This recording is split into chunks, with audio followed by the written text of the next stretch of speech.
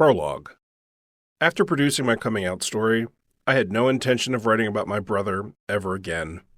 His choices, behaviors, and actions had taken up so much space and energy in my life, I long ago removed myself from his orbit. Then he sent me the letter I mentioned in the epilogue of episode 10, Good Grief. Any conversation or communication with or from my brother comes with an inherent trigger warning. Any kind of contact from him, calls, texts, emails, letters, is typically filled with condescension, entitlement, deflection, projection, denial, varying levels of delusion, and debilitating insecurity, masked through self-aggrandizement. His short letter covered a lot of ground. He did, however, manage to surprise me. He wrote he had nothing to do with pimping me out as a child. He was, in his words, quote, blinded by all of it.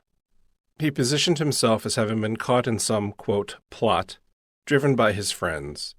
He positioned himself as some unwitting victim, while simultaneously maintaining his belief that my 7-year-old self got something positive out of the experience. Incapable of staying on topic, he went on to write he had dated trans women for a period, which allowed him to be involved with a wide variety of people in the LGBTQIA+ community. He wrote he has a deeper understanding, but didn't say specifically of what. In fact, he assured me, his understanding was deeper, in some cases, than those who are solidly in the community, as he views himself as, quote, adjacent to it. I don't know where he was trying to go with that synaptic misfire, but he never arrived. Was he trying to position himself as some objective observer, and the LGBTQIA+ community as so many subjects in his personal social experiment? I guess nothing gives one a deeper understanding of a complex issue than being, quote, adjacent to it. Who knows? All I do know is you can't apply rational thinking to irrational arguments. It's a fool's errand. He closed his letter by affirming his love for me for who I am, attempted to bond with me over our mother's failings to understand our sexuality, and, quote, I do love you. That's a lot to unpack. If you don't want my opinion, Episode 11, Recollections of My Brother, by Carl Marking. Chapter 1, A Shared History of Abuse. Family of origin is a catch-all phrase for the person or persons who raised us, for those with whom we were raised, and for those who had any regular, meaningful impact on our development. To understand the dynamics of my relationship with my brother, I need to provide context by starting with the dynamics of my family of origin. At the time our parents were married, there was a saying for young newlyweds, 3 by 30, and so came my brother, my sister, then me. Our parents fought the entirety of their marriage, silently, loudly, sometimes physically, never in public that I know of, and eventually mostly behind closed doors. I know from my mother that our father shoved her down a flight of stairs when she was pregnant with my brother. I reminded her of that as an adult, and she swiftly denied having ever told me. Not that it had happened, just that she had told me it had happened. It was an oddly specific denial. I also know she had to seek medical treatment at least once after one of their more violent fights. I'd always assumed she'd taken herself to the hospital, but she told me recently she'd actually been treated by a friend of hers who was a doctor. He treated her leg wound at his private practice. She said this as though the distinction would reassure me. Had she gone to the hospital, questions would have been asked that she wanted to avoid. Things rarely went well for women in domestic abuse situations in those years, and from what I see, haven't gotten much better in the 50 years since. I asked her if she realized seeking private treatment was worse than going through the local hospital, but she didn't answer.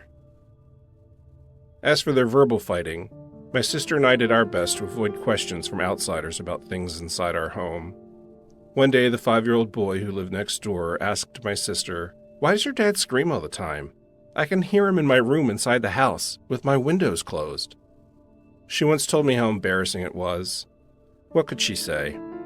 Children in abusive homes learn quickly to keep family secrets. Our father's temper wasn't reserved solely for our mother. He was a physically and emotionally cruel man, with all the hallmarks of a sociopath.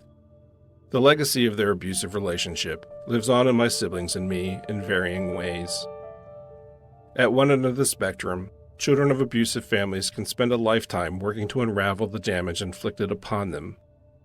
At the other end, they can spend a lifetime passing the abuses they endured onto their own families and loved ones.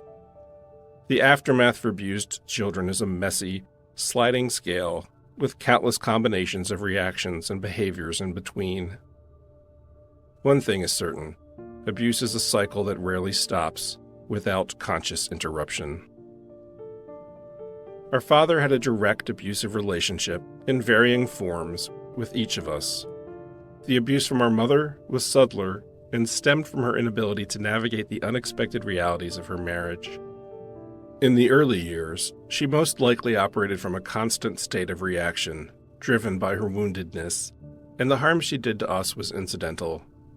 But the impact of one's actions outweighs one's intentions, and even early on she harmed us whether she meant to or not.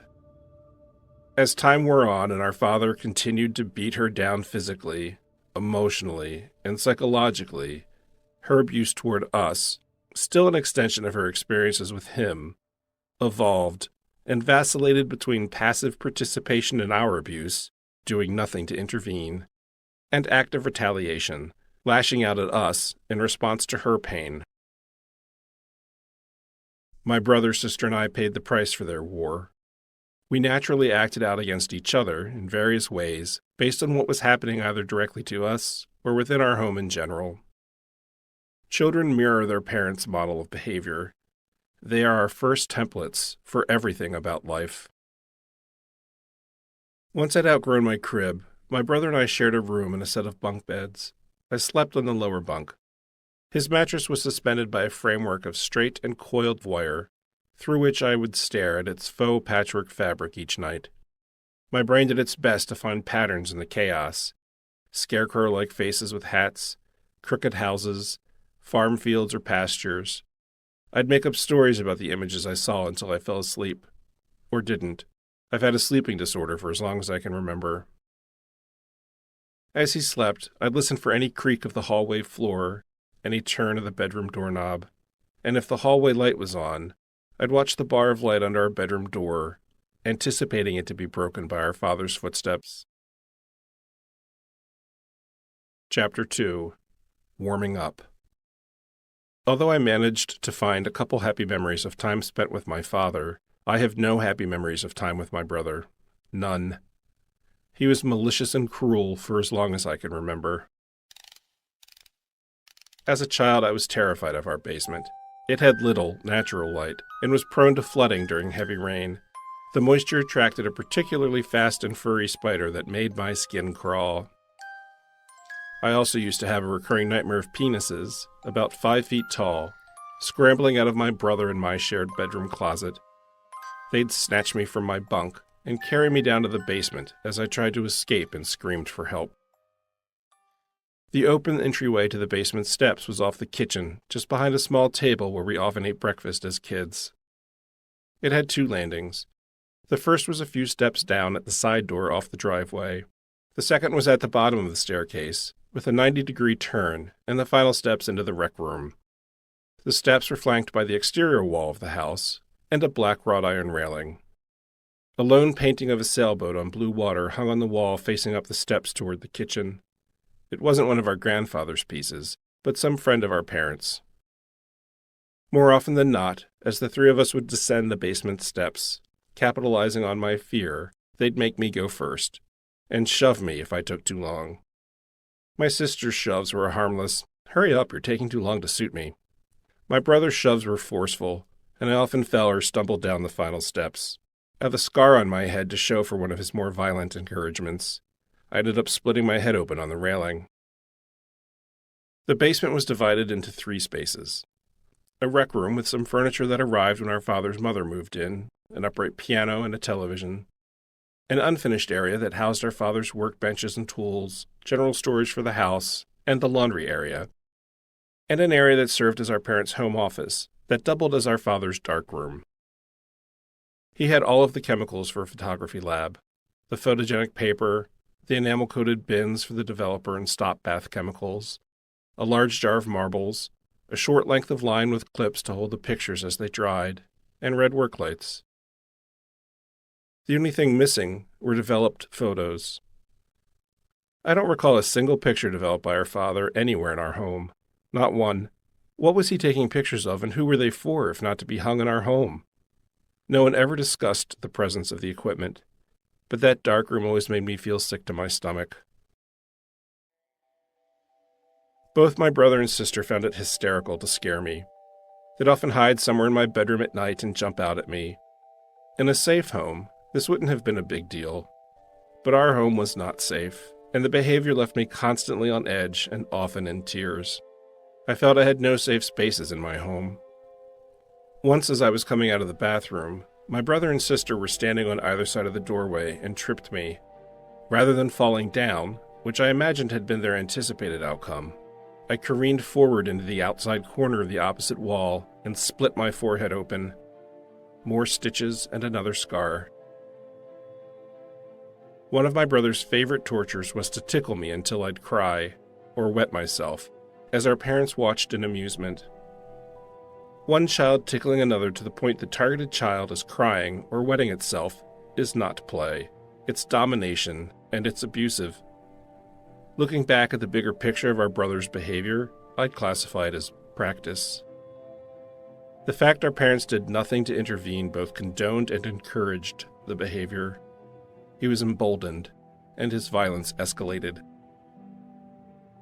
My siblings and I occasionally played hide and seek. My brother once suggested I hide in the dryer, then turned it on and held the door closed so I couldn't escape. Although I was in there for only a couple of rotations before managing to kick the door open, I was in there long enough to be traumatized.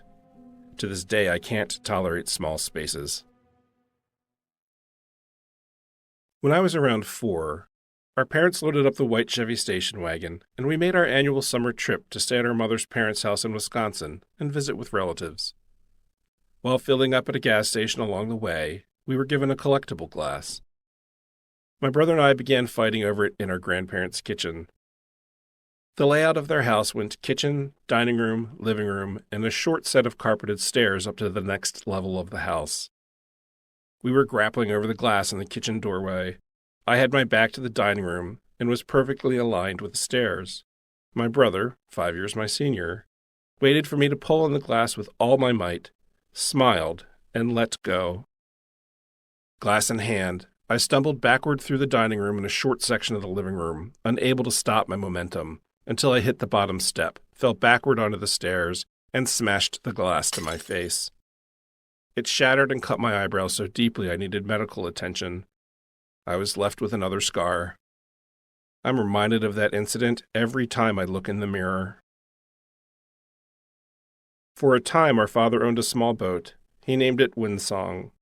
It caused endless fights among our family between trying to get it in the water, keeping it clean, and removing the endless wasp nests. One day, as our parents worked to back the boat into the water, I waited with my brother and sister on the nearby dock. My brother shoved me into the water, and I ended up trapped beneath the dock. I was terrified. Someone nearby saw it happen, pulled me from the water, and dropped me back on the decking. My brother just smiled, as if nothing had happened. But he was my older brother, and I wanted to be around him in the way younger brothers often do, until he began pimping me out to his friends. The first time it happened, we were in our shared bedroom. His friend was over, and they were playing chess on a magnetic traveling chessboard, while our mother and sister were in the kitchen making a lemon meringue pie. One summer day, our mother told him to take me outside to play. We rode our bikes to a town park about a mile from the house. The park had swings, seesaws, horseshoe pits, barbecue stands, and picnic tables. We'd sometimes go as a family and grill out for lunch on weekends. The park also had a manually propelled merry-go-round. It was about 8 feet in diameter, had a corrugated steel deck with steel poles bent into handrails, and was mounted on a center pivot set in the ground. The height of the base off the ground varied with the contours of the earth. "Get on, I'll spin you," he said. I loved that thing. and immediately climbed on and grabbed one of the rails. He began to spin me, then faster and faster. "Slow down! I'm going to be sick!" I called out. "Jump off," he replied. I was afraid to jump off for fear of hurting myself. He kept spinning with all his might. I started to lose my grip on the handrail and began to slip off. "Stop!" I shouted. I could feel myself being pulled off the deck from the spin. As my grip slipped, I was tossed outward, but my foot caught on the base of one of the handles and I fell forward toward the edge of the decking. The force of the spin, combined with my fall and attempts to find a grip on something, landed me halfway under the thing. I was on my back, barely clearing the underside of the deck as it continued to spin. As I tried to shimmy out, a piece of metal from the underside of the deck sliced through my shirt and the skin of my abdomen. I screamed for my brother to help and sucked in my stomach. I could see his feet next to the wheel. He just stood there. Whatever had struck me the first time missed me on the second pass. By the third pass, I had managed to scramble out from under it. He was standing in the same spot as he had been, silent and smiling. I mounted my bike and pedaled home, crying, bleeding, angry, and confused. Once home, I told our mother what happened. He had come in the front door and stayed out of sight in the foyer just outside the kitchen. As I finished talking, he entered the room. "Is what your brother said true?" she asked, finishing the bandaging of the cut on my stomach that would become yet another scar. "I told him he should have jumped off," he said. She lifted me from the kitchen counter and set me down in front of her. Putting her hands on my shoulders, she said, "You should listen to your brother." Around this time, our father had purchased a coin collection. It was housed in a plastic faux wood colonial-style case, and he had hung it in the foyer opposite the front door. It was the first thing you'd see as you entered our house. The inside of the case was lined with royal blue felt and had recesses for the various sized coins, which were encased in hard plastic shells. In addition to the coins, was a rectangular space for a single dollar bill behind a flexible plastic shield, and above the bill, a small case of silver shavings. He was oddly proud of it, and would open its doors to display the collection if company was coming over. My brother was taking the coins and spending them. Our parents were having friends over one day, and knowing the missing coins would be discovered when our father inevitably opened the case prior to their guests' arrival, he went to our parents and told them I had been using the coins to buy ice cream. It would have never occurred to me to tempt our father's wrath by doing such a thing, any more than it would have occurred to me to break up a collection of anything. I was the child who got upset if one of the fast food collectible glasses went missing or got broken. If I wanted to sneak money from someone, I'd find our mother's purse, push past her Newport cigarettes, which she claimed she didn't smoke, and raid her coin purse. The lie about the coin collection was such a small thing, but the timing of it was an internal tipping point for me. It bothered me so deeply because it was another example, in an endless string of examples, of our mother blindly believing anything her oldest child said.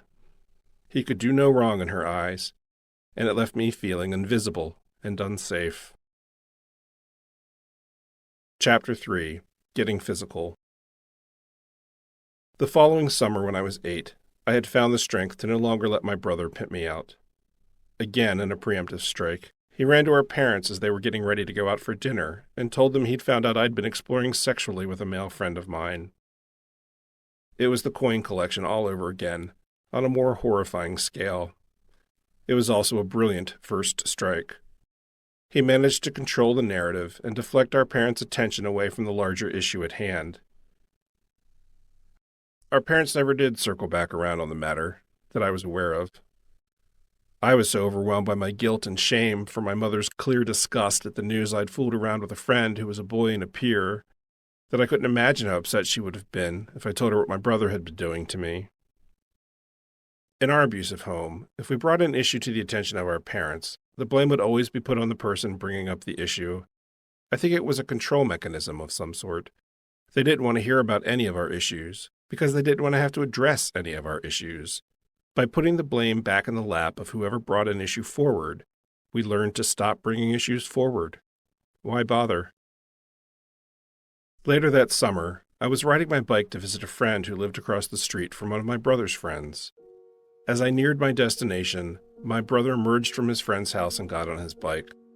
He saw me and began pedaling as fast as he could toward me, his face twisted in rage. He continued to gain speed, and I realized he was going to ram me.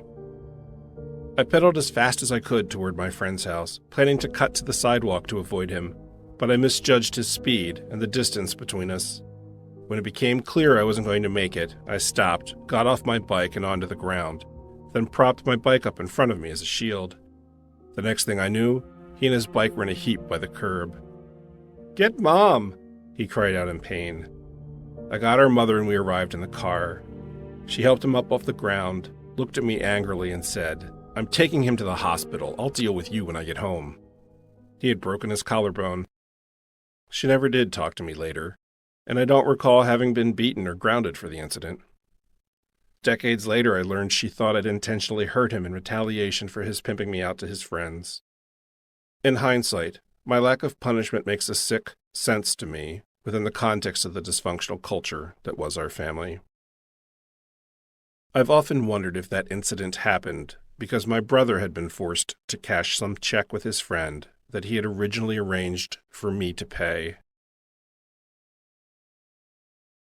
That fall, our mother went to a neighbor's house one evening for bridge club, leaving our brother in charge. I don't know where our father was. He was around as little as possible in general at this point in their marriage. My sister was in her room with her door closed. She spent most of her time in her room by this age. I was sitting in the first-floor living room in my pajamas. He appeared in the room. He walked over to where I was sitting, pulled me from the sofa onto the floor, and pinned me in place, his knees on my arms. "Don't tickle me," I said. "I'm not going to." As if it had appeared from thin air, he had my hairbrush in his hand. It was made from a solid, dense plastic and shaped like a baseball bat. It made a substantial weapon. The room was filled only with the sound of the brush connecting with my skull and the TV. He hit my head again and again until the head snapped off. He threw the handle aside, rolled off me, and went back upstairs without saying a word. As he'd gone nowhere near my room leading up to his attack, he'd clearly taken my brush earlier in the day, knowing we'd be alone that evening. Our maternal grandmother had given it to me, and it was one of my favorite things. His choice to use something that came from one of the few people in my life that I knew in my soul loved me was a masterstroke of cruelty. The pain was tremendous. I lay on the burnt orange wall-to-wall carpet of the living room, in the fetal position, crying. My sister, unaware of the whole thing, remained in her room only yards away. I ran to the house where her mother was playing bridge. The women in the club had always been kind to me, and I imagined I'd be greeted at the door by the neighbor, taken inside, and comforted. I stood atop the short concrete staircase with the wrought iron railings, trying to keep my emotions under control. The best I could manage was an exhausted, ragged breathing as I fought back my tears, and knocked on the door. I knocked again. The door opened. "I need my mother." The woman looked at me, assessing the moment.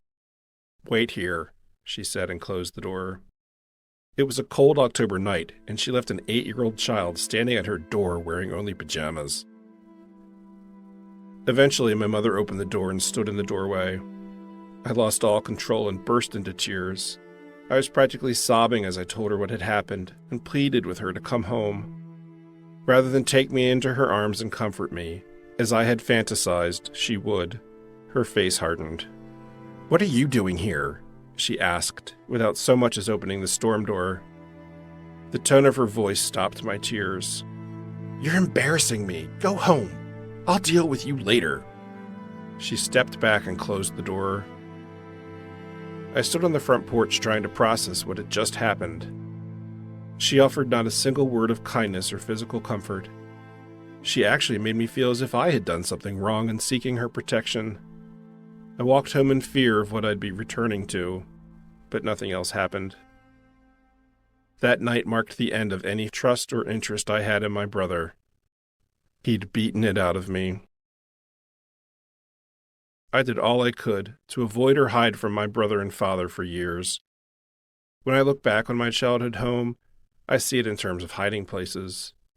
Before the second floor was added, I used to hide under the basement steps, thinking no one would think to look for me there given my well-known fear of the spiders that seemed to gravitate to the cool, damp darkness. I used to hide outside, between the landscaping and the exterior brick wall of the house. When the second story was added, and my sister got our parents' old room, I used to sneak in and fall asleep on her closet floor, atop her shoes, among her clothing. There was a room upstairs that doubled as a family playroom in our mother's sewing room. The closet of the room was built above the staircase leading up to the second story, and had long, deep shelves. I used to climb up and into the farthest reaches of the top shelf, hiding among the spare fabric and bedding. It was the only place I truly felt safe, and would often fall asleep.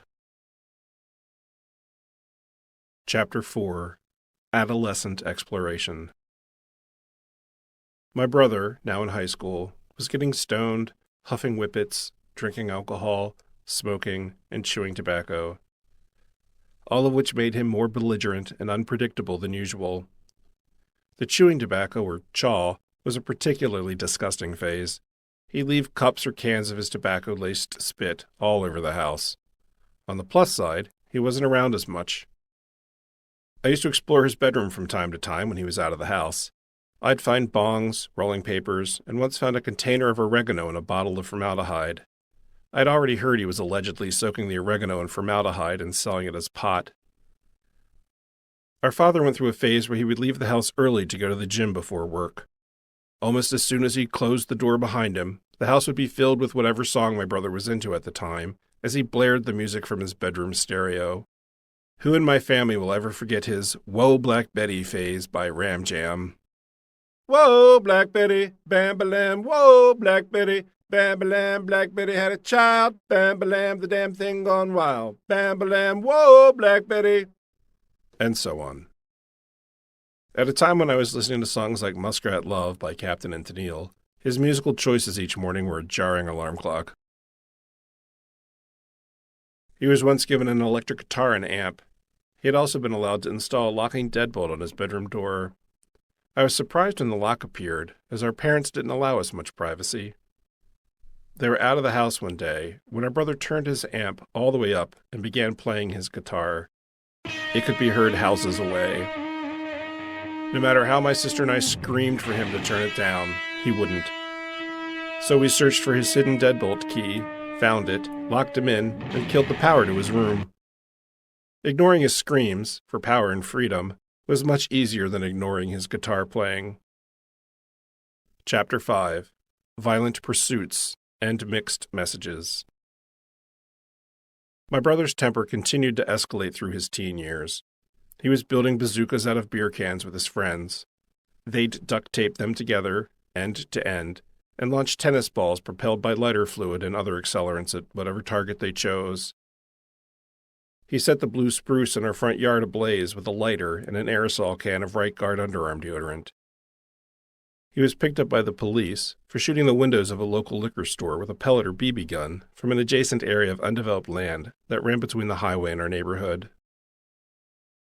One morning, as he was getting ready to leave for school, he and our mother got into an argument. I watched from the dining room eating my cereal.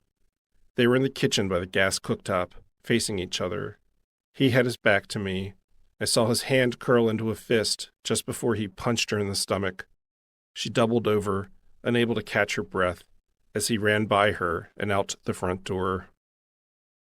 I'm unaware of any consequences from his assault on our mother. Our father wouldn't have cared much considering his own history of violence toward her. And as for our mother, the sun rose and set on her firstborn child. No matter what he did, she managed to rationalize his behavior or pretend whatever happened hadn't happened. There were many physical fights between him and our father through high school, usually over my brother having been asked or forced to do something he didn't want to do either with or for our father. Theirs was an endless battle of wills. Although distancing oneself from one's parents is a normal parent-child evolution, the physical fighting and screaming matches were not. I observed more than one fight that ended with one or both of them on the ground throwing punches. Our brother received an irregular blend of abuse from our father and special treatment from both our parents. He was moved to the second floor to enjoy the perks of the new central air system, while my sister and I remained on our first floor with only our windows and fans throughout the summer. Not the greatest hardship, but given there were enough rooms to have moved us all upstairs, it was yet another reminder of the family pecking order. My sister and I were always somehow less than when compared to our brother. When he was old enough to drive, they gave him one of the family cars. When my sister was old enough to drive, they gave her nothing. When our brother went to college, our parents paid his tuition. My sister and I were not so lucky.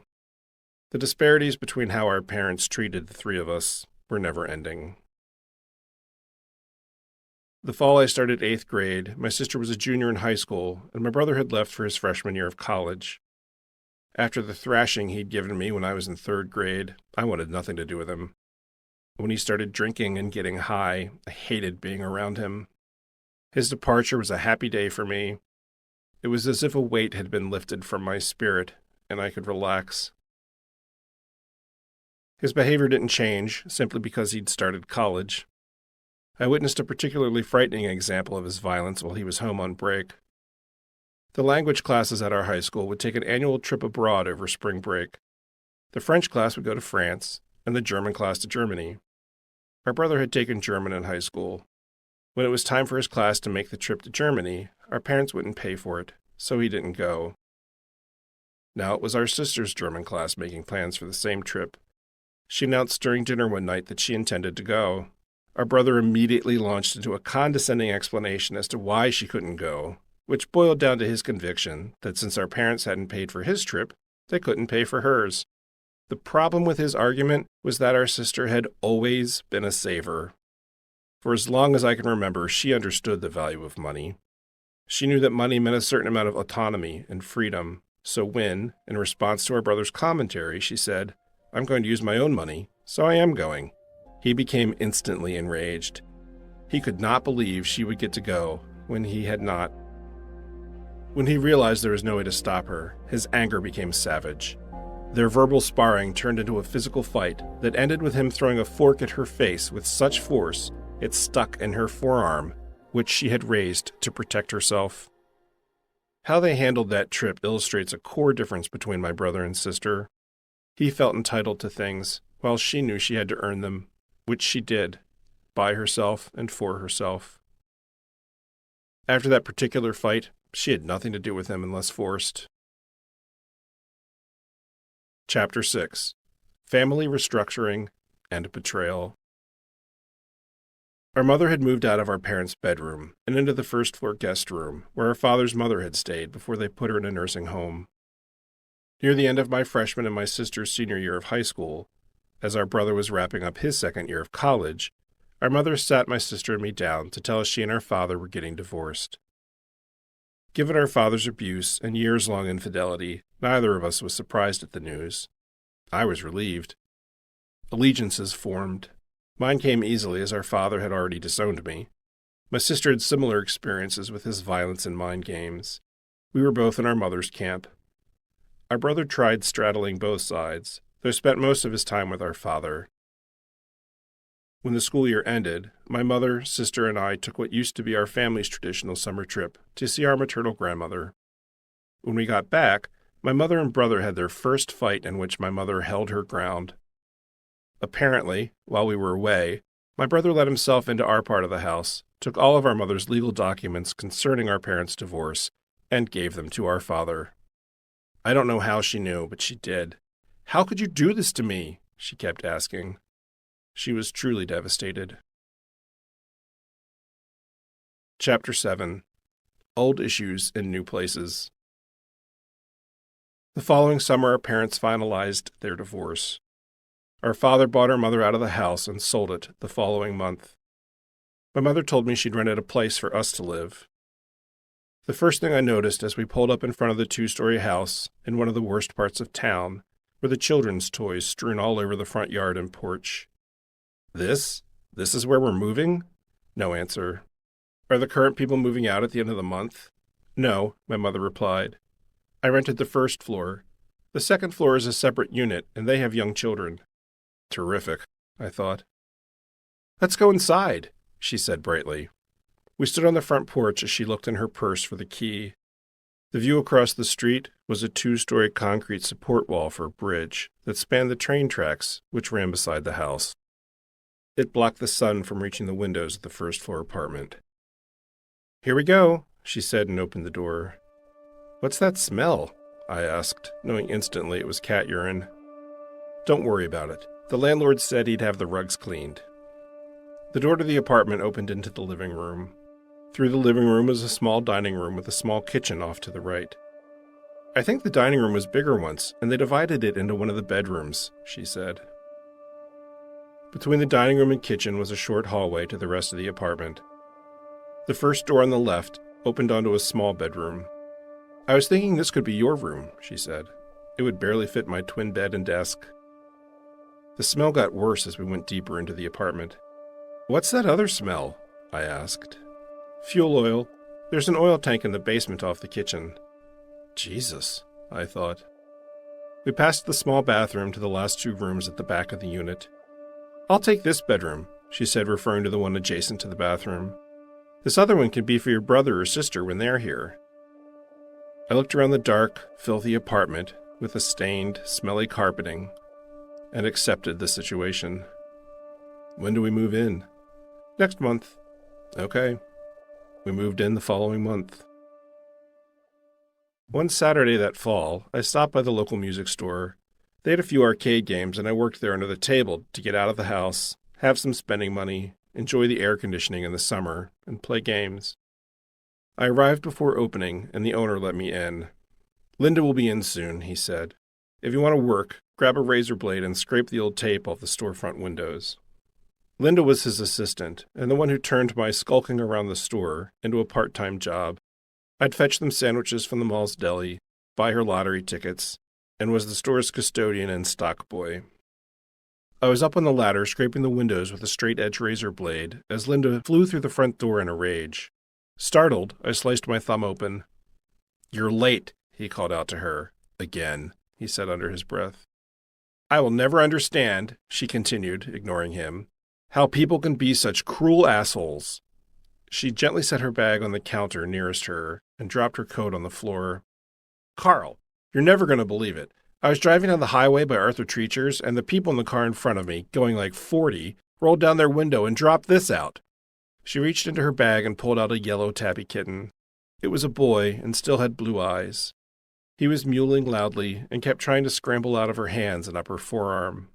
Linda reached over the counter, popped open the till, grabbed some cash, handed it to me and said, "Go next door and pick up a litter box, litter, some food, and some Band-Aids for your thumb." She didn't miss a trick. I took the money and turned to leave for the Kmart next door. "Over my dead body," I heard the owner say. "I should be so lucky," she shot back. As the door began to close behind me, I heard their argument begin. "There is no way you're going to keep some goddamn cat at my store," he said. When I returned, the fight was over, and he had won. "Carl, do you think your mother would let you have a kitten?" she asked me as I came in the store. I called my mother from the store phone, and to my surprise, she said yes. As long as I understood, I was completely responsible for its care. Later that day, my mother picked me up. We loaded my bike and the kitten's things into the back of the station wagon and headed back to our apartment. Not long after, my brother came home from college for the weekend and crashed with us one night. He arrived late, high or drunk, I couldn't tell the difference, and passed out on the living room sofa. I was the first one up the next morning and went into the living room to watch cartoons. "Turn that down," he complained. The TV volume was barely on, but it wasn't worth arguing with him. I turned it down. The kitten came out from behind the sofa and clawed its way up to the armrest nearest my brother's head. It gently batted at his hair. My brother absent-mindedly swatted back at it. Then it began to climb onto my brother's head to check things out. The moment it stepped on my brother, he reached up, grabbed it by its small head, and threw it across the room. It hit the wall, bounced off, and landed motionless on the floor. "What's wrong with you?" I shouted and ran over to check on it. It wasn't breathing. "That fucking thing better be dead, or the next time it touches me it will be," he shouted back. I was reminded of the time as a small child when our father was building the garage at our house. He was up on the roof installing the shingles and insisted I climb up to help. I was terrified of heights and not interested in going up there. My brother, on the other hand, had been begging to go up and help. As was his pattern, our father denied my brother what he wanted and forced me into a situation I wanted nothing to do with. Having no choice, I began climbing up the old aluminum ladder leaning against the edge of the roof to join him. As I reached the top, the fly section of the ladder that was resting against the roofline snapped off. The ladder pitched sharply, and I was dropped a full story to the sun-baked ground below. I landed at the base of the foundation, flat on my back. The ladder clattered to the ground beside me. The force of the fall had physically stunned me, and I couldn't move or draw a breath. I was terrified by my paralysis. All I could move were my eyes. I looked up and saw my father leaning over the edge, looking down at me, laughing. My brother followed suit. I lay there, unaided, until I could breathe on my own again. I gently scooped the kitten up in both hands, supporting his limp body with my fingers, and rolled him onto my left palm. I softly rubbed his belly and chest with my right hand. He took a breath, shook his little head, opened his blue eyes, climbed up my shirt sleeve to my chest, and rested on top of my belly. "You are such an asshole!" I shouted at my brother as I stood up. "Fuck you," he said. I took the kitten to my bedroom and locked the door. My brother left later that morning to hang out with his friends and our father. I told my mother what he'd done.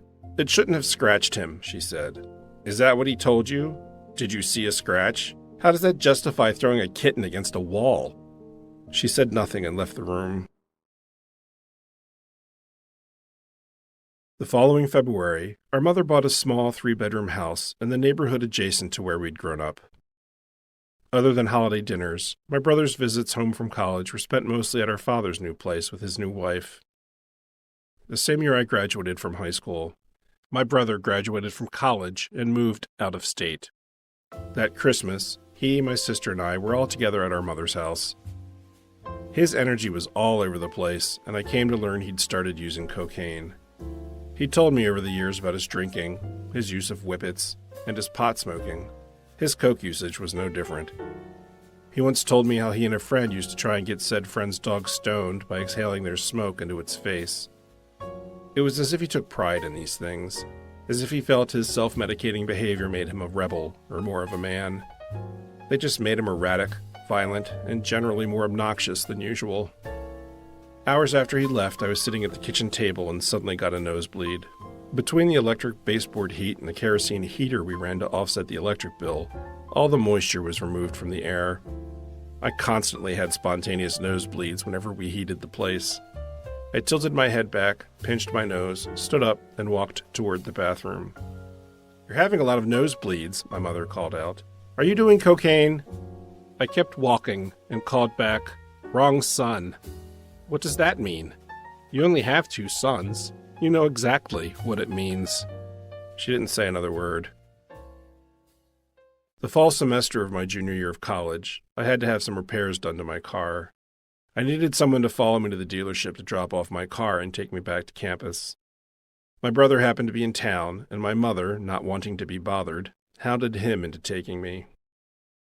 Irritated that he had to go out of his way for me, he sped down I-95 south faster than any other vehicle on the interstate. If someone didn't see him coming and immediately move out of his way, he blew the horn and passed them on the shoulder, cursing as he did so. I pleaded with him to slow down. I told him he was scaring me. He ignored me. When we got to campus, he barely stopped long enough for me to get my things out of the back of the car and sped off. It was the last time I ever got in a car with him. As I dealt with my sexuality and sought therapy on campus that year, I realized becoming like my brother was one of my greatest fears. At an age developmentally when I would have looked up to him, he had already become my abuser. As he grew older, he bullied, fought, or manipulated his way through every situation. There was no hope for a relationship between us. Aside from our shared history of trauma, we literally had nothing in common. The fallout from my coming out led me to flunking out of school and moving in with a friend, Ginger, after my mother had wished me dead and thrown me out. But I did spend a wonderfully trauma-free summer rehearsing for the summer musical at the community theater. One day at rehearsal, I'd left my car windows cracked open to let out the heat. When I got in my car, a letter had been dropped onto the driver's seat. It was from my mother. It got us talking, and after a time, she said I was welcome to move back in, as long as we never talked about it. I took a year off from school after my coming out. I worked in an art and communications group for DuPont. Given my job was in Wilmington, moving out of Ginger's place and back to my mother's would cut my commute in half, so I moved back home. It was the first time I worked with openly gay people, and I decided it was time to establish a network of gay, lesbian, and queer friends and colleagues.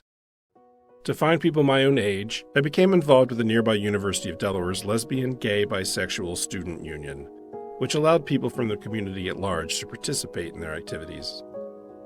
I first began doing political advocacy with the LGBSU on campus, then I branched out. I had 2 opinion pieces published under a pen name by the largest area newspaper. Another member of the student union and I developed a gay and lesbian-focused sensitivity training and delivered it to a local police department. I appeared on a local NBC TV affiliate in a special about gay student unions and the overall LGB experience for young people at the time. I even helped form a chapter of PFLAG, a national support group specifically for parents and friends of lesbian and gay people of all ages. I did my best to take all the heartache and pain of my coming out journey and do what I could to help other people. But still, my family never spoke of my being gay unless I forced the issue. Chapter 8. Back to School. After 2 years of part-time college and full-time work, I decided it was time to go back to school full-time and began working on my bachelor's degree in business administration. While I was getting my education back on track, my brother became serious with a woman he'd been dating, and I had the opportunity to meet her. She was sweet, bubbly, thoughtful, kind, and giving. I remember thinking, she could do better. They eventually married and moved closer to our hometown. Chapter 9. Passing it on. I was leaving the house one night to meet friends. When I opened the front door, my sister-in-law was standing just outside, cupping her cheek with one hand. I could see blood and tears on her face. I knew exactly what had happened. I opened the door to let her into the house and called over my shoulder to my mother for help. I scanned the front yard for my brother and saw the red glow of his cigarette from where he was standing beside his car at the end of the driveway. "She made me do it," he said. I could hear his wife crying behind me. I was taller and stronger than my brother at that point in our lives. My hands clenched into fists. I'd always been afraid if I ever tapped into my lifetime of anger at my brother, that it would overwhelm me. I was afraid if I didn't immediately remove myself from the scene, I would do everything in my power to beat the living shit out of my brother then and there, for all the neighbors to see. I knew I had to leave. I had to escape that moment. I thought this sort of domestic violence was a thing of my past, but my brother had just put it right back in front of me. I quickly walked over to my car, got inside, slammed the door, and drove away. The next morning I saw my mother in the living room. "That was something," I said disgustedly. She was quiet for a moment. "She can be a bit much," my mother said. I hadn't been so disappointed in my mother since she threw me out. She had just condoned her son's behavior, both through her inaction and by implying his wife had somehow, deserved it? Had it coming? As for my brother, although his behavior enraged and disgusted me, it didn't surprise me in the least. It seemed almost inevitable. I'd been drinking from a fire hose of abuse and trauma up to that point in my life. My adolescent brain couldn't wrap itself around my mother's reaction. I didn't know what to do.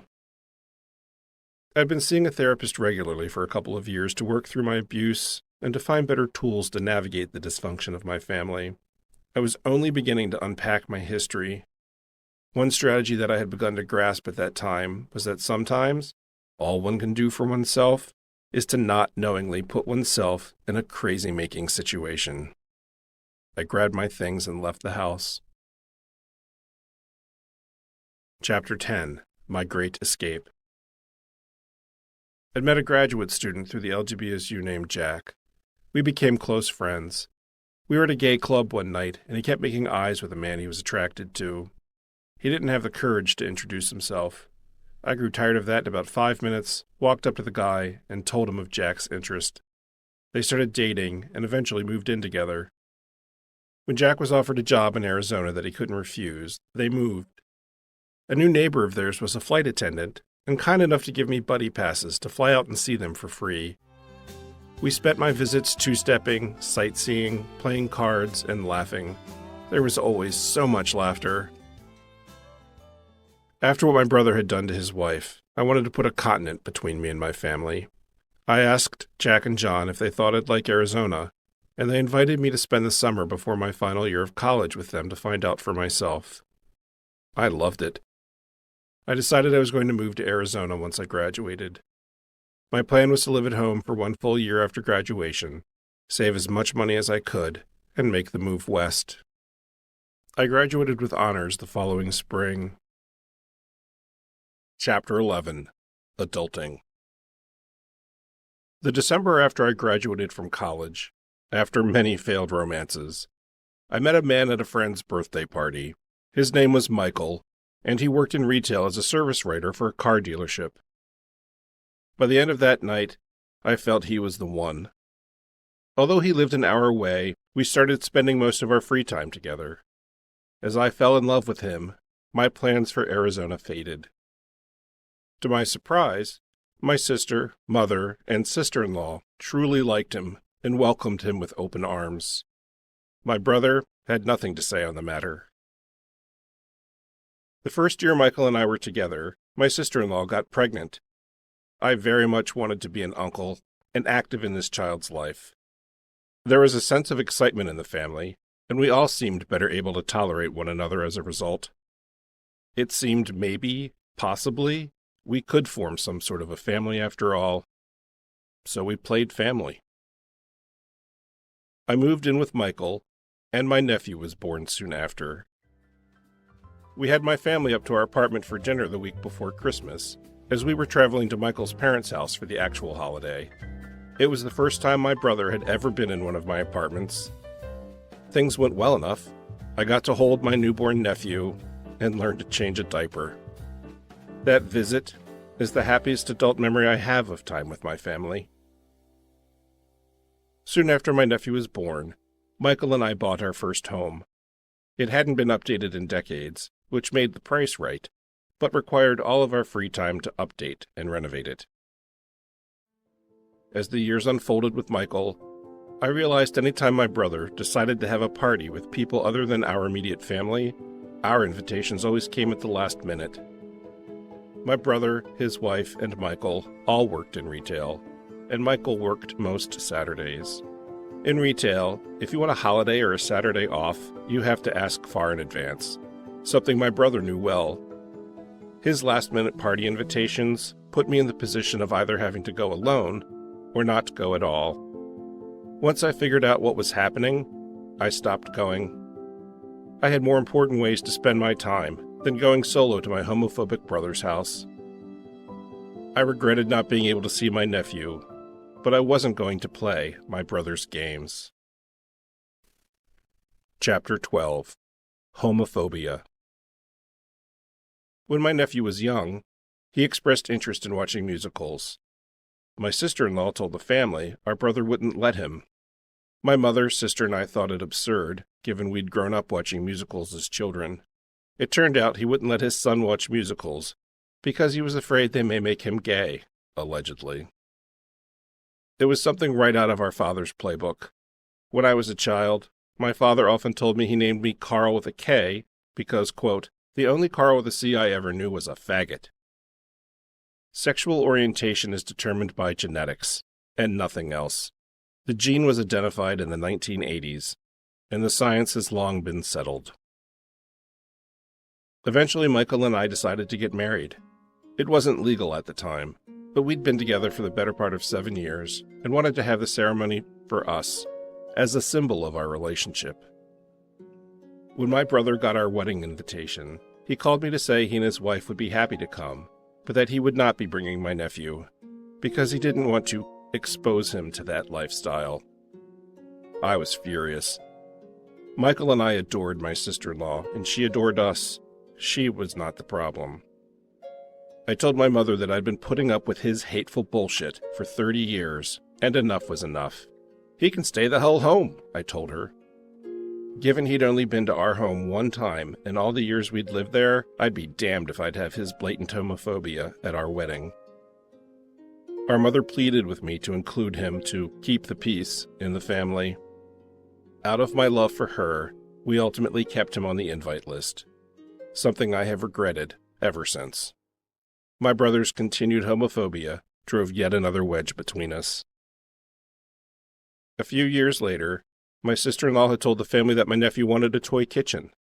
She was an amazing cook, and as such his request made sense to everyone in the family. My brother forbade him from having one, again, because he was afraid it may make his young son gay, allegedly. Although Michael and I found the whole thing idiotic, it was also hurtful to us as gay men. I didn't understand what was driving my brother's fixation on my nephew's potential sexual orientation, but it had definitely become a theme. Chapter 13. Take the exit.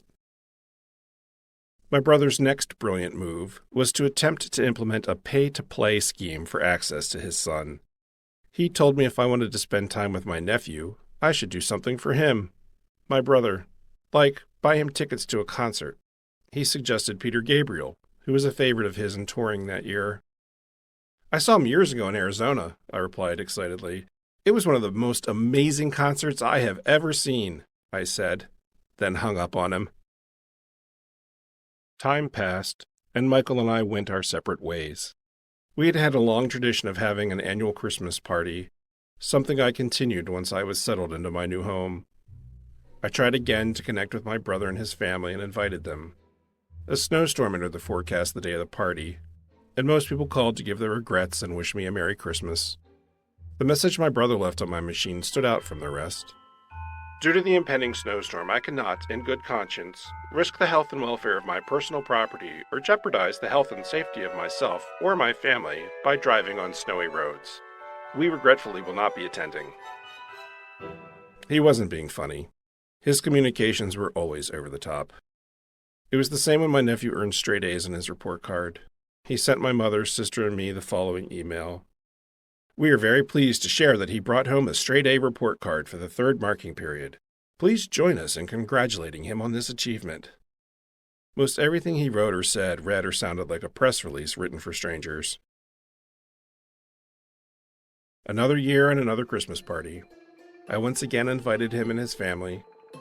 I did so in an email in October, so they'd have enough advance notice to arrange time off. He didn't respond. I sent a follow-up email and he replied. He both declined my invitation and gave me grief for not participating enough in the family. My brother, although invited to do so, hadn't set foot in my last 3 houses. Yet in his mind, I was the one not participating. What he actually meant by his response was I was not participating enough in his family. I wasn't bending the knee and kissing his ring. In his response, he mentioned how he had happened to check the email address I had used, which implied he had a new one. When I asked for his new address, he wouldn't give it to me, writing something about we didn't communicate often enough to warrant me having it. Classic mixed messages. Classic passive-aggressiveness. Classic him. Things with my brother came to a head a few years later, when he left a rambling message on my machine threatening to cut off any and all access to his son. His tirade amounted to this. My nephew was my brother's only influence over our family, and we weren't giving my brother enough of whatever it was he needed. Attention, time, respect. I couldn't figure it out from his message. He also couldn't understand why I still wasn't spending the time with him and the family at large that he felt I should be, and as a result, there'd be no nephew for me. In response, I wrote him a letter telling him exactly why I had distanced myself from him and the family. I wrote that I had long ago tired of his heavy-handed, holier-than-thou approach to everything. I wrote I could no longer listen to his revised life stories in which he portrayed himself as an idyllic husband, father, brother, and son who excelled at everything he'd ever attempted. I happened to call my mother several days after I had mailed the letter to my brother. She told me both she and my sister had received similar threats of being cut off from his son for various reasons. How could he do anything so cruel? She asked. I was tempted to run through a list of his prior cruel threats and actions, but decided it was a rhetorical question and stayed silent. He said he was upset with you because of some letter you sent, she said, fishing for details. He asked me what my problem with him was. I told him. No one spoke to him the entire year. My brother's ultimatum put me in an unthinkable position, which left me with an impossible decision. I've been going to counseling nearly every week for 5 years at this point. I wasn't willing to sacrifice my commitment to improving my life in the way I engaged with the world, especially my family.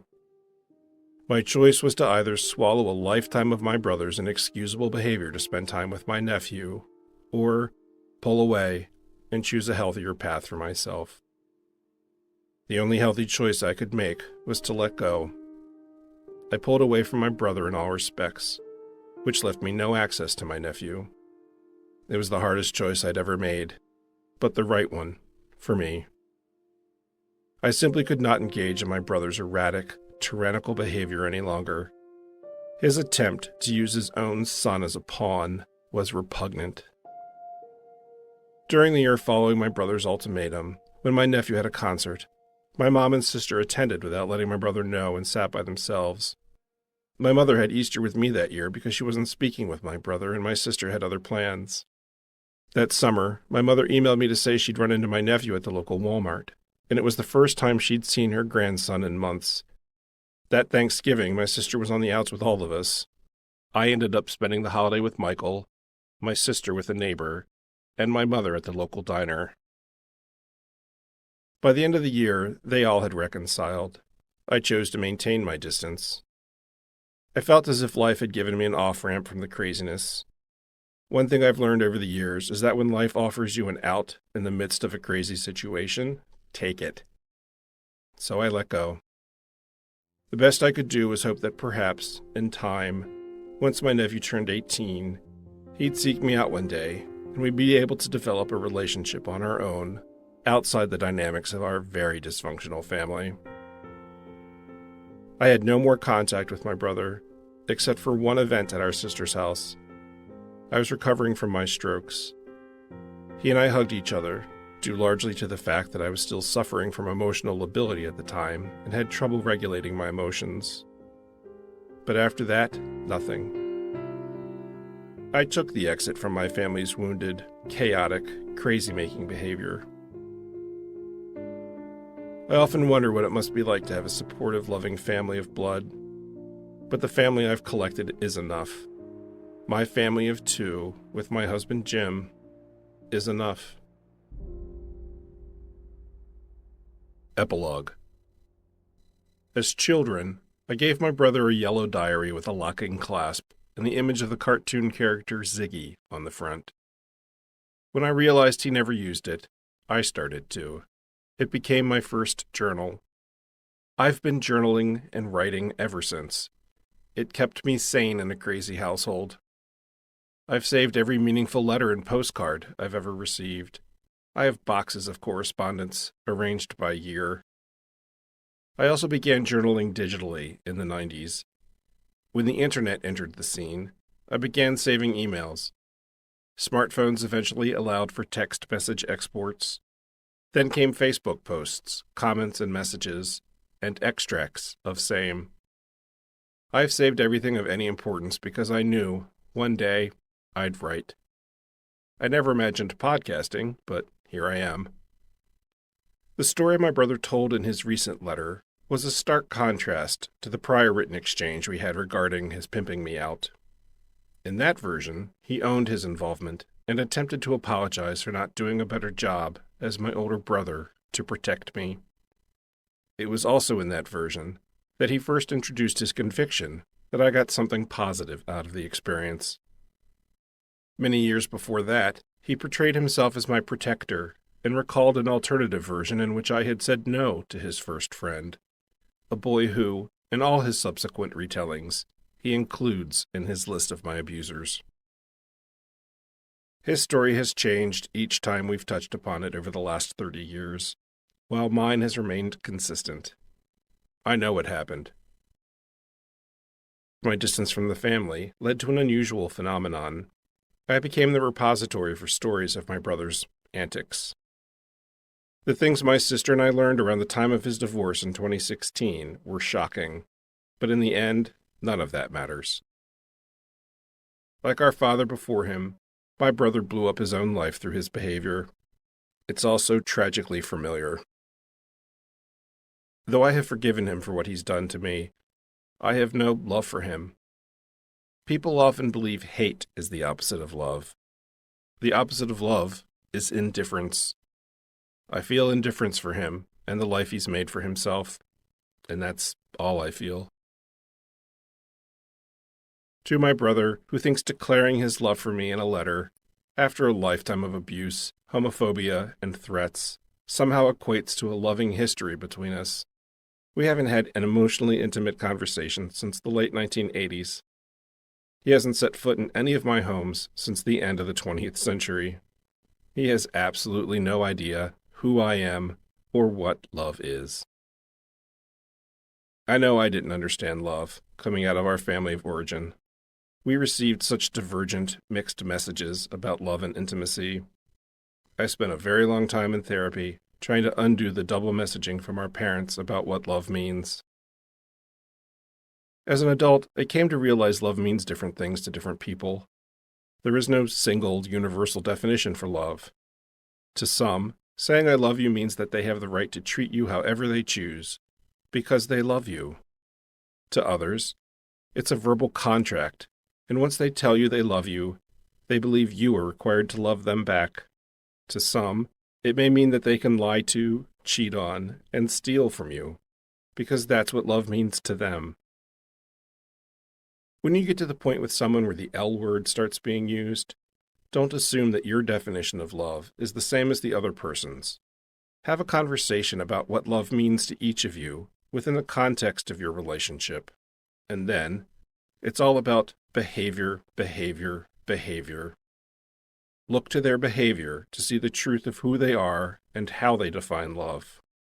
Nothing speaks the truth louder or more clearly than someone's behavior.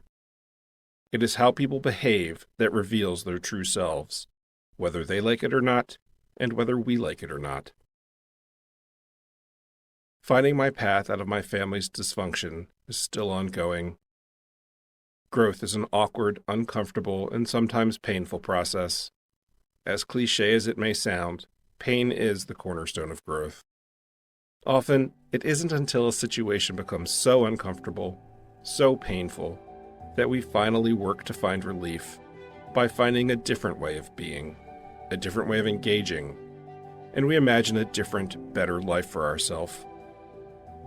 One cannot get to the other side of trauma without taking the awkward, uncomfortable, and painful journey. No one can take this journey for you. People may offer to come along on the trip, but it is your trip. Always remember that. It is your trip, because it is your work to do, because it is your history, because it is your life. And the best thing of all is the prize at the end of doing all that work. The prize is you, and the healthier life you have created for yourself.